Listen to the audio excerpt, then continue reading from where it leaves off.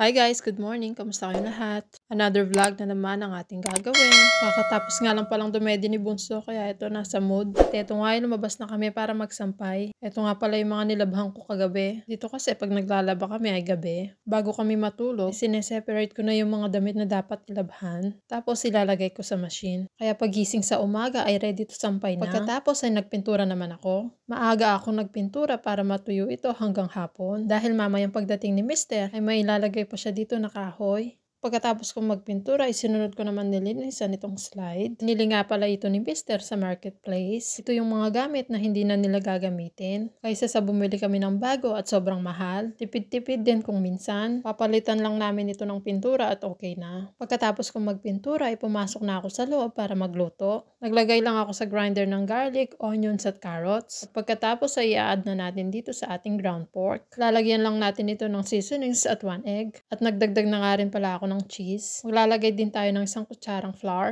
At eto nga ay ready to fry na. Nagluto nga din pala ako ng cabbage. At nag-add ako dito ng smoked sausage. Yung iba naman ang nilalagay ay karne ng baboy. Ito nga pala yung tinatawag nilang slatki kupus dito sa Croatia. Pagkatapos kong magluto ay pinakain ko na nga itong si Bunso. Nung matapos siya ay kumain na rin ako. At nung hapon na ay lumabas ulit kami para kunin yung mga sinampay ko. At nung makatulog naman si Bunso, ay pumunta naman ako dito sa harapan ng bahay para magdamo. At maya-maya nga lang ay dumating na rin yung mag-ama ko. At bumili nga itong si Mister ng mga bulaklak.